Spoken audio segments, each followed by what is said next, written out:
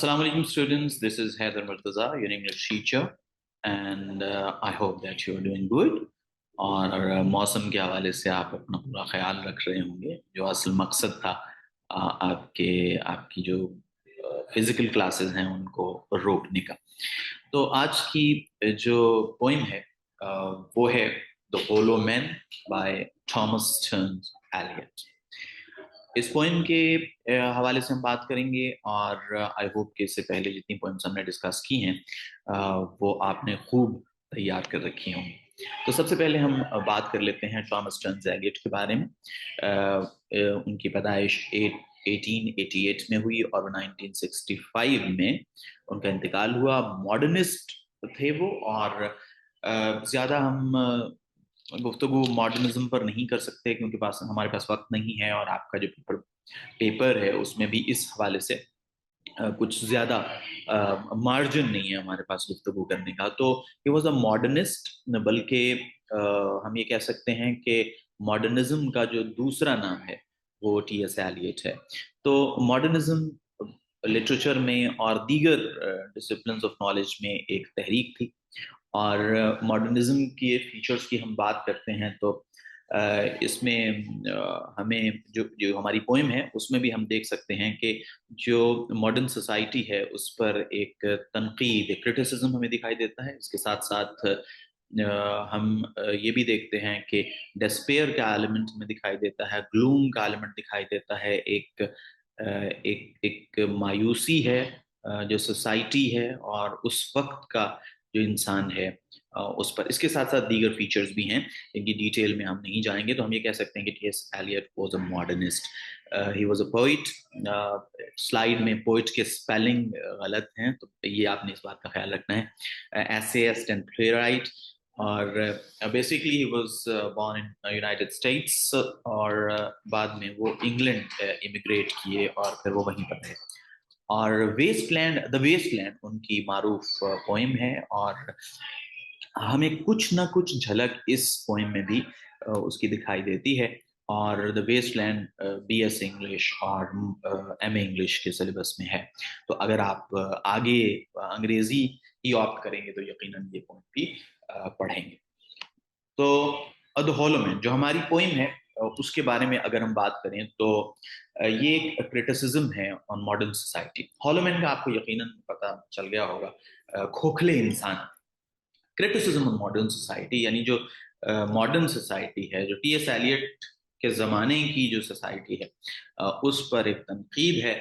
और इसमें ये कहा गया है कि इंसान जो है इस ज़माने का, जिसके बारे में टी.एस. एलियट बात कर रहे हैं, कि वो वर्थलेस है, वो सब कुछ खो चुका है कि जो उसके आबा अजदाद से उसे मिला था। ना तो वो विजडम रही है, ना वो कैरेक्टर रहा है, और उसकी जो आवाजें हैं वो भी खाली खोली हो गई हैं, खोखली हो गई हैं, उनमें असर नहीं रहा है।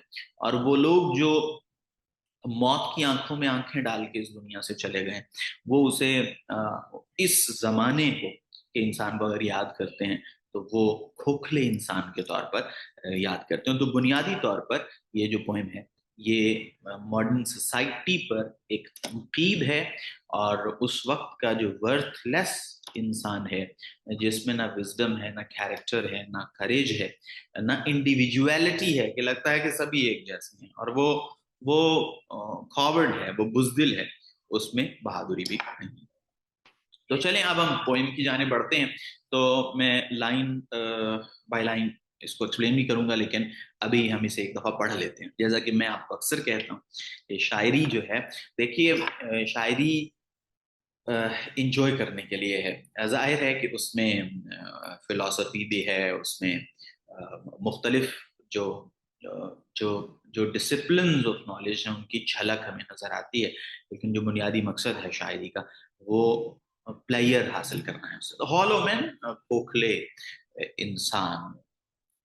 We are the hollow man, हम खोखले इंसान हैं। We the stuff man.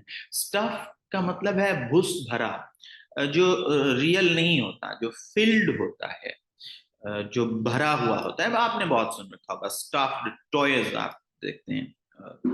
तो बिल्कुल वही चीज है कि अंदर से खाली है, एक्चुअल जो चीज होनी चाहिए वो नहीं है, लेकिन घुस भरा हुआ है, फेक है। लीनिंग टुगेदर, लीनिंग का मतलब होता है bend, to bend. Leaning together यहाँ पर इसका मतलब लेंगे कि एक दूसरे पर डिपेंडेंट, एक दूसरे का सहारा लिए हुए। Had piece filled with straw Alice, आपने बहुत पहले ये पढ़ लिया था। एलिस जो है वो इंटरजेक्शन है, और इसमें जो पोइट है वो क्या कर रहा है, अफसोस का इजहार कर रहा है। हैड पीस से मुराद आप ब्रेन ले सकते हैं, माइंड ले सकते हैं। हेड कवरिंग भी आपकी बुक की ग्लोसरी में लिखा हुआ है, यानी जो दिमाग है उसमें क्या है, उसमें स्ट्रॉ है। स्ट्रॉ किसे कहते हैं, ग्रास को, हे को। तो उसमें भी वो जो है वो घुस भरा है, वो भी उसमें भी विजडम नहीं है, अक्ल नहीं है। और ड्राइड वॉइसेस, और जो आवाजें हैं वो खुश्क हैं। खुश्क से मुराद लिटरली खुश्क नहीं है कि वो बेअसर है, उनमें कोई असर नहीं है। व्हेन वी विस्पर टुगेदर, जब हम आपस में सरगोशियां करते हैं। सरगोशियां कब की जाती हैं, कि जब आप अपनी आवाज, जब अपनी बात आप दबांगे दोहल ना कह सकें, बहादुरी से ना कह सकें, तो फिर क्या होता है, विस्परिंग होती है। तो ये जो उस जमाने का इंसान है उसकी बुजदिली को जाहिर कर रहा है। We whisper together are quite, ये ड्राइड वॉइसेस की ही बात, are quite quiet and meaningless, जो वो क्या है, खामोश है, उनका कोई मकसद ही नहीं है। As wind in dry grass, बिल्कुल इसी तरह कि जैसे खुश्क घास में हवा चलती है, कोई उस वो वर्थलेस है, कोई उसकी अहमियत नहीं है।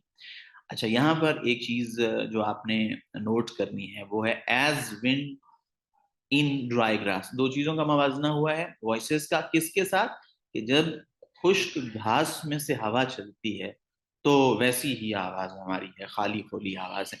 तो ये सिमिली है, आपको याद होगा, आपने 9th और 10th में सिमिली के बारे में पढ़ा है। तो ये सिमिली यहाँ पर यूज हुई है।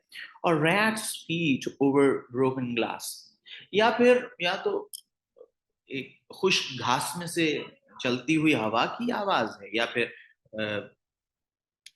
ग्लास, शीशे, टूटे हुए शीशे पर चूहे के चलने की आवाज है।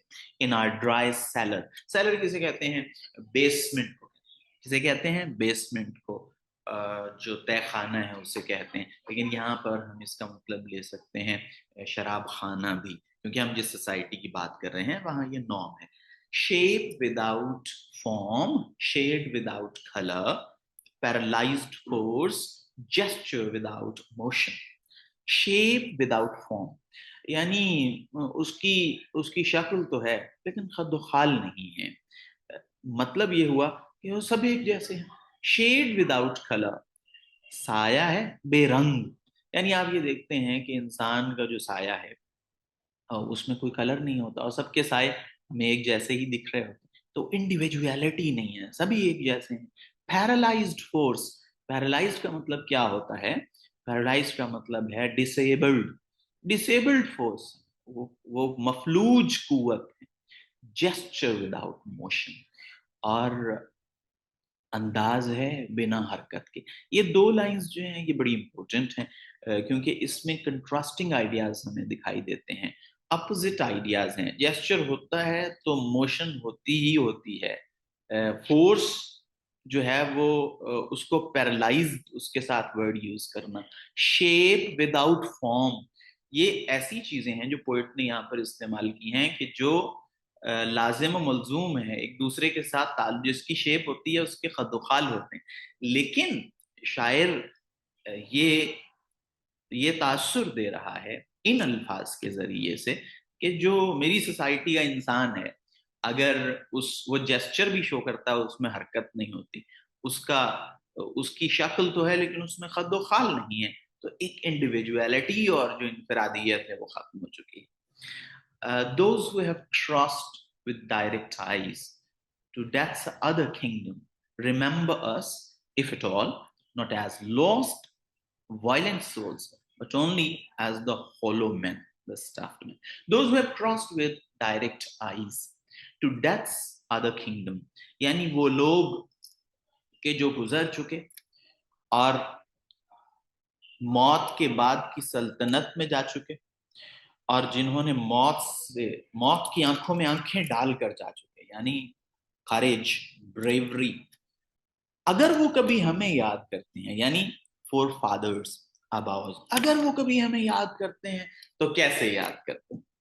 Not as last violent souls, گم شدہ جنگجو روحوں کی طرح نہیں، but only as the hollow مین،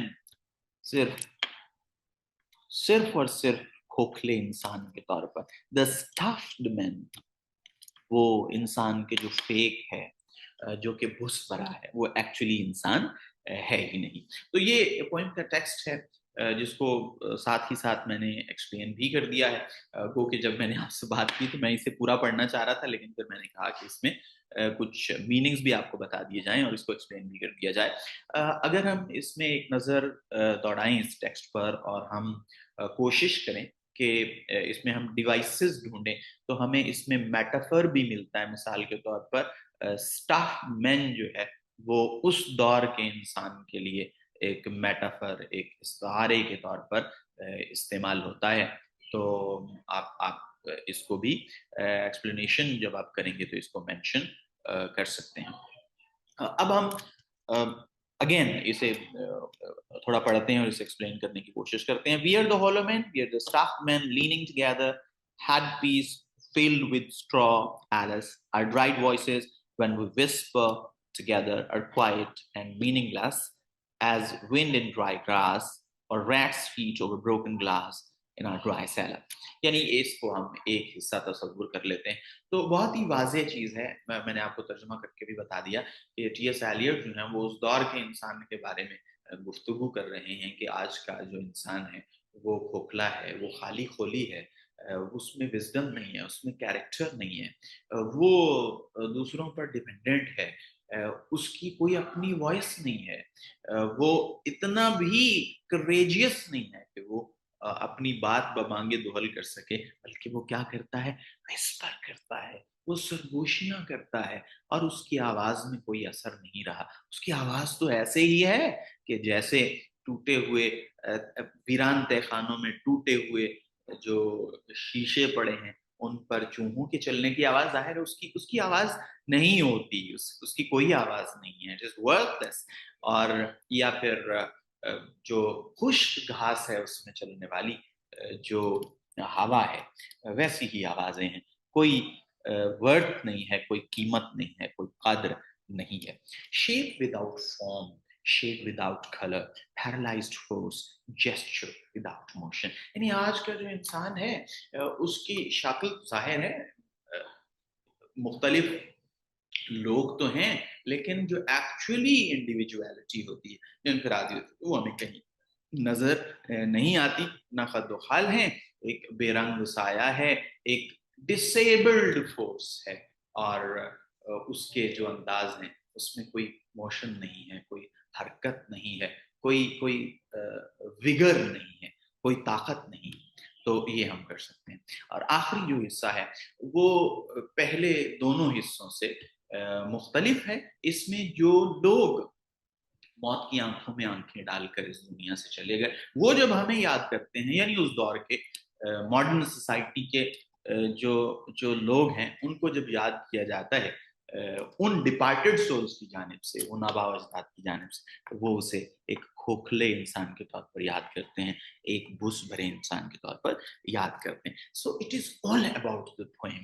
یہ مکمل طور پر اس پوئم کے بارے میں ہم بات کر سکتے ہیں. لیکن اس میں ایک چیز اسٹوڈنٹس بہت اہم ہے جو ہمیں ڈسکس کرنی چاہیے، وہ یہ ہے کہ اگر ہم ٹی ایس ایلیٹ کی اس پوئم کی بات کریں تو یہ عالمی جنگ، پہلی عالمی جنگ کے بعد کا لٹریچر ہے، بعد کی پوئم ہے.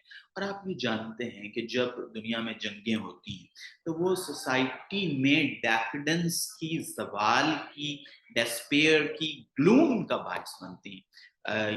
یعنی ہم یہ کہہ سکتے ہیں کہ اس زمانے کا جو ہولو مین ہے، اس زمانے کا جو ورتھ لیس انسان ہے، اس زمانے کا جو بھس بھرا انسان ہے، اس کی اس کیفیت کے ذمہ دار اس دور کے یا اس دور سے کچھ پہلے کے جو حالات ہیں وہ بھی ہیں. اور ان میں سب سے بڑا جو فیکٹر ہے وہ پہلی جنگ عظیم ہے. تو اس طرح آپ اس پوائنٹ کو ایکسپلین کر سکتے ہیں. ایک چیز جو میں آپ سے شیئر کرنا چاہتا تھا وہ یہ ہے کہ دیکھیے ضروری نہیں ہوتا کہ آپ کی ایکسرسائز میں جو کوشچن دیا گیا ہے وہی پیپر میں آ جائے, لیکن ایک بات طے ہے کہ وہ کچھ آئے گا جو اس پوئم کے اندر ہے. So you should not get worried about this factor کہ جی یہ تو کوشچن پڑھا ہی نہیں ہم نے.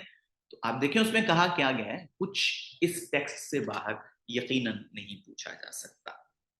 تو یہ چیز ہم اس میں بیان کر سکتے ہیں. یہ اس پوائنٹ کا ٹیکسٹ تھا. اچھا پھر سوال آتا ہے کہ جی اچھا اس میں ایک اور ڈیوائس بھی, ایسے میری نظر ٹیکسٹ پر پڑی تو میرے ذہن میں آ گیا کہ اس میں ایک اور ڈیوائس یوز ہوئی ہے جو کہ اکثر پوئمز میں یوز ہوتی ہے, اور وہ ہے الیٹریشن. اگر آپ 1 2 3 4 5 6 لائن دیکھیں, وی وسپر, اور آپ الیٹریشن کے بارے میں یقیناً جان چکے ہیں. کیا ہے الیٹریشن بھلا؟ ہاں آپ کو بالکل صحیح پتا ہے کہ جب جو ورڈز ہیں کسی لائن میں پوئٹری کے اندر, وہ ایسی ساؤنڈز کانسوننٹ ساؤنڈ سے شروع ہوتے ہیں جو سیم ہیں. جیسے وی وسپر, اس میں وہ ساؤنڈ جو ہے اس کی وہ بار بار آ رہی ہے, یعنی ریپیٹ ہو رہی ہے. وی وسپر وہ ایک 2 دفعہ بھی ہو سکتی ہے, 2 سے زائد دفعہ بھی ہو سکتی ہے, 3 4 دفعہ. تو ہمیں یہ محسوس کر لینا چاہیے جہاں پر ایسا ہو کہ جی یہاں پر الیٹریشن جو ہے وہ یوز کی گئی ہے. تو جب آپ کریٹیکلی اپریشیٹ کریں گے پوائنٹ کو تو آپ یہ بھی بتائیں گے کتنی ڈیوائسز بلا میں نے آپ کو بتائیں کہ یوز ہوئی ہیں اب تک. جو ہم نے بات کی, میٹافور یوز ہوا ہے, سملی یوز ہوئی ہے, اس کے ساتھ ساتھ کیا یوز ہوا ہے, الیٹریشن یوز کی گئی ہے. اچھا یہ جو میں نے ورڈز اس میں ہائی لائٹ کیے ہیں, یہ امپورٹنٹ ورڈز ہیں, ان کے سینونیم میں آ سکتے ہیں اور اس پر بات کر چکے ہیں. جیسے اسٹاف کا مطلب ہے فیلڈ, ان ریئل. لیننگ کا مطلب ہے بینڈنگ, اور you can say depending as well. Head piece, brain, mind, head covering. Else جو ہے یہ کیا ہے, یہ انٹرجیکشن ہے, اور یہ افسوس کے طور پر, افسوس کے اظہار کے لیے استعمال ہوتا ہے. اور یہ وہ شاعر جو انٹینسٹی اس پوئم میں ہے اس کو انکریز کر رہا ہے, یہ یوز آف انٹریکشن, یہ بھی آپ ڈسکس کر سکتے ہیں. سیلر بیسمنٹ کو کہتے ہیں, اور پیرالائز ڈسیبلڈ کو, جیسچر جو ہے وہ موشن کو, ایکشن کو, سگنل کو کہتے ہیں, وائلنٹ کہتے ہیں, بروٹل کو. تو چلیں جی ٹیکسٹ پہ ہم نے اچھی خاصی بات کر لی ہے, اور اب ہم بڑھتے ہیں ایکسرسائز کی جانب. اور آپ یقیناً یہ سوچ رہے ہوں گے کہ جی کانٹیکسٹ تو بتایا ہی نہیں ہے. تو جناب کانٹیکسٹ کے بارے میں ہم پہلے بھی بات کر چکے ہیں کہ آپ نے یقیناً جو سوال لکھنا ہے جس میں 2 یا 3 یا 4 یا 5 لائنز آتی ہیں, تو وہ آپ نے کیسے اٹیمپٹ کرنا ہے. وہ آپ نے ایسے اٹیمپٹ کرنا ہے کہ پہلے آپ نے ریفرنس لکھنا ہے. آپ کو آئیڈیا ہو گیا ہے کہ آپ نے ریفرنس کیا لکھنا ہے. These lines have been taken from the poem, poem کا نام, بائی دا پوئٹ, پوئٹ کا نام آپ نے لکھ دینا ہے. اس کے بعد آتا ہے کانٹیکسٹ. دیکھیے کانٹیکسٹ جو ہے وہ پس منظر ہوتا ہے, کانٹیکسٹ وہ بیک گراؤنڈ ہوتا ہے کہ جس میں کوئی پوئم سیٹ ہوتی ہے. تو جیسا کہ ابھی ہم نے ذکر کیا کہ یہ پوئم جو ہے وہ it has the elements of modernism, پھر it is post world war literature, پہلی جنگ عظیم کے بعد یہ لکھی گئی تھی. it is a criticism on the modern society, and the poet wants to say, wants to make the readers realize that the man of the modern society has lost what he or she inherited from the forefathers. جو کچھ اسے آباء و اجداد سے ملا تھا وہ اسے کھو چکا ہے. he has lost wisdom, he has lost character, he has lost individuality. The man of the modern society has no force in his voice, and when the departed souls remember him, they remember him as a hollow man. تو یہ چیز ہوتی ہے context. آپ کسی بھی point کا لکھ رہے ہوں گے, وہ کون سے حالات تھے کہ جن میں یہ پوائنٹ لکھی گئی, وہ جو زمانہ تھا اس کے فیچرز کیا تھے, اس کی کیریکٹرسٹکس کیا تھی, اور پھر جو کچھ اس پوائنٹ میں بیان کیا گیا ہے وہ آپ مختصراً بیان کر دیتے ہیں یہ کسی بھی پوائنٹ کا کانٹیکسٹ. اس کے بعد ایکسپلینیشن ہے جو ہم نے بڑی ڈیٹیل سے اس پوائنٹ کو ایکسپلین کر دیا ہے. Now we can discuss the exercise. Choose the correct answer. The poet calls men. یہ آپ کا فیوریٹ پورشن ہوتا ہے, یہ میں نے کلاس میں بھی آبزرو کیا کہ سب سے فیوریٹ پورشن جو اسٹوڈنٹس کا ہوتا ہے MCQs, کیونکہ وہ بہت جلدی ہو جاتے ہیں. Choose the correct answer. The poet calls men کیا؟ hungry, thirsty, hollow اور cruel. تو کیا hollow نا. This poem has been written by, یہ تو بہت مشکل سوال ہے, اس کا کیا ہوگا, کیا کیسے یہ سوال جو ہے وہ اس کو حل کر سکیں. Obviously T.S. Eliot. The title of the poem is The Hollow Men, the first one, the first option. Add two rhyming words. یہ بہت ہی عام سی بات ہے, اور یہ آپ بہت چھوٹی کلاسز میں یہ کر چکے ہیں. میں صرف فرسٹ جو ورڈ ہے اس کا رائمنگ ورڈ آپ کو دے رہا ہوں تاکہ آپ خود سے جو ہے رائمنگ ورڈز ڈھونڈیں گے. ہولو اور فالو میرے خیال میں یہ رائمنگ ورڈز ہیں. Write down the missing words in each verse. We are hollow men, or rat's feet over broken glass. Remember us, if at all, not as lost and violent souls, but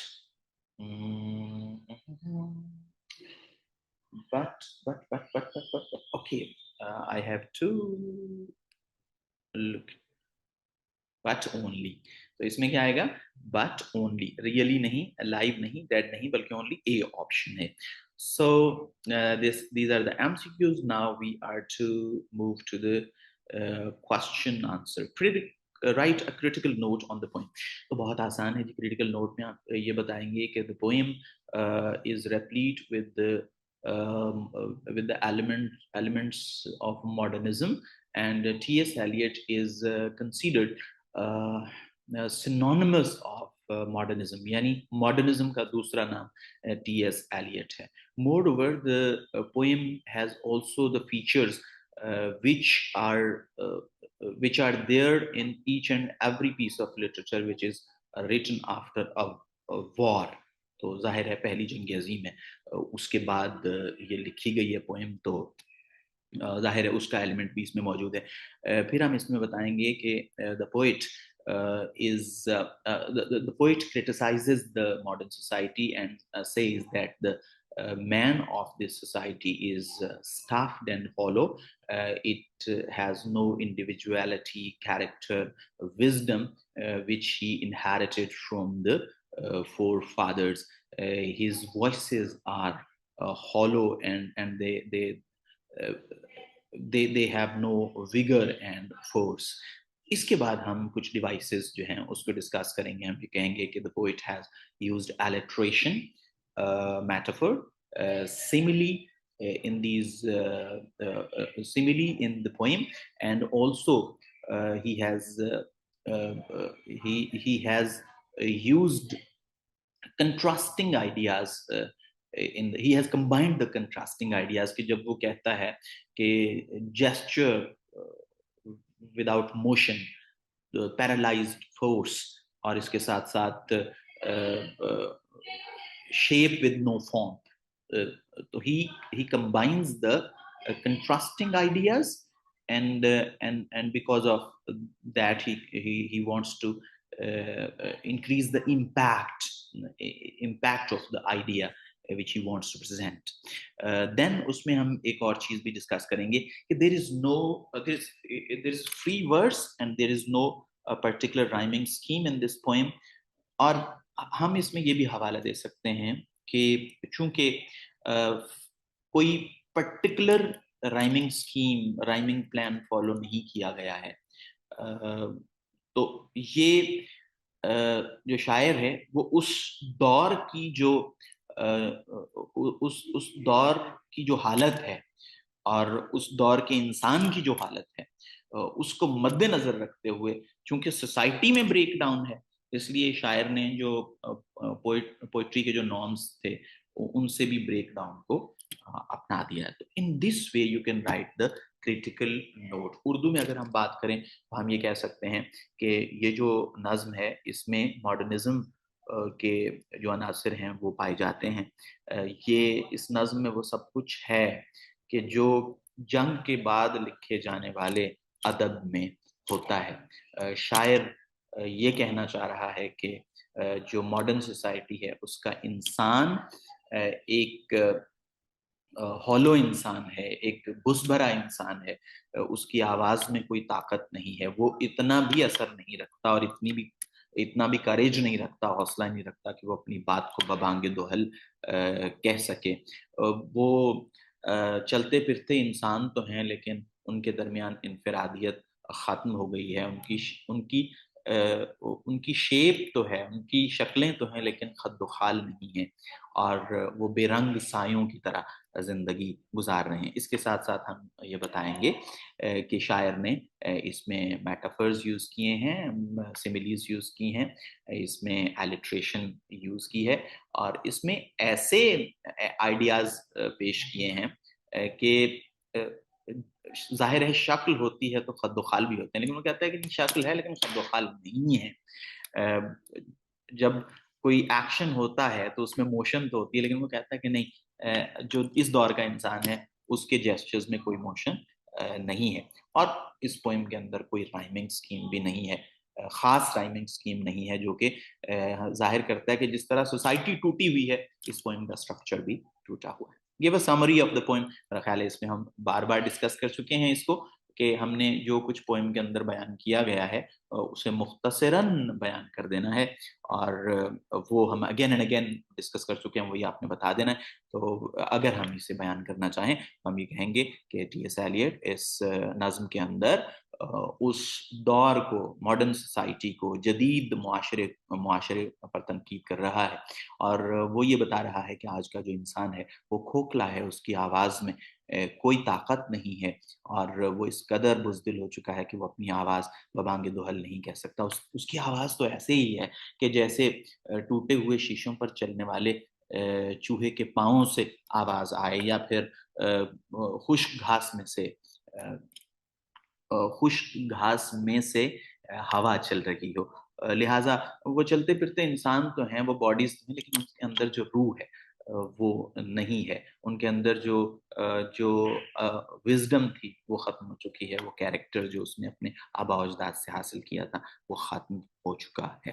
تو میں اردو میں اس وجہ سے زیادہ بتاتا ہوں کیونکہ مجھ سے یہ اکثر شکوہ بھی رہتا ہے اسٹوڈنٹس کا کہ جی آپ انگریزی میں بولتے رہتے ہیں تو پھر اردو میں بھی بتایا کریں.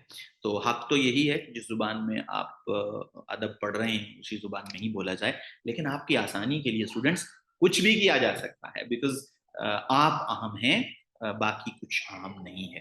Why does the poet call modern men as hollow men? ہم بار بار اس کو ڈسکس کر چکے ہیں, بہت آسان ہے کہ the poet calls modern men as hollow men because the modern man has lost wisdom, character, courage that he inherited from the forefathers. His voice has no force, and it is just like the voice coming from the dry grass when wind passes, and the voice coming from the legs of a rat, which is uh, which is moving over broken glasses. And it has the modern man has no individuality. It has a shape but no form. It has gestures but with no motion. تو اس طرح آپ یہ بتا سکتے ہیں کہ وہ کون. دیکھیں وہ یہ آپ سے پوچھ رہا ہے کہ شاعر نے کیوں انسان کو کھوکھلا کہا ہے, وہی بتائیں گے نا کہ اس میں وہ وزڈم نہیں رہی, وہ کیریکٹر نہیں رہا, وہ کریج نہیں رہا کہ جو اس نے اپنے آبا و اجداد سے حاصل کیا تھا, اس کی آواز خالی کھولی ہو چکی ہے, اس میں کوئی اثر نہیں رہا. اس سے موت کے ساتھ موت کی آنکھوں میں آنکھیں ڈالنے کا حوصلہ نہیں رہا ہے. What does the poet say in the last stanza of the poem? تو ہم لاسٹ اسٹینزا کے بارے میں اچھی خاصی گفتگو کر چکے ہیں. ویسے میں آپ کو بتا دیتا ہوں کہ لاسٹ اسٹینزا میں جو پوئٹ ہے وہ یہ بتا رہا ہے کہ وہ لوگ, وہ آبا و اجداد کہ موت کی آنکھوں میں آنکھیں ڈال کر मौत के बाद की सल्तनत में जा चुके हैं। वो जब कभी हमें याद करें, कभी हमें याद करें, वैसे हम इस काबिल नहीं है कि वो याद करें, लेकिन कभी अगर हमें याद करें तो हमें खाली खोली खोखले इंसान के तौर पर याद करते हैं। So student, this is all about this poem. I hope कि आपको इसका आइडिया हो गया होगा। बाकी कुछ पास्ट पेपर्स के क्वेश्चंस हैं, कुछ एमसीक्यूज हैं जो आपके आपके नोट्स हैं उसमें दिए हुए हैं, उसको आप प्रैक्टिस कर सकते हैं। और जाते जाते फिर मैं ये कहूँगा कि try to enjoy the poetry. Number अपनी जगह पे, इम्तिहान अपनी जगह पे, लेकिन अदब को इंजॉय करना सीखिए। अपना बहुत सा ख्याल रखें, खसूसन जो मौसम चल रहा है ना, इसमें आपने बहुत ख्याल रखना है। देखिए मैंने ये आकड़ पहन रखा है इसी वजह से, ताकि मैं सर्दी से बच सकूं। आपसे मुलाकात होगी अगली वीडियो में।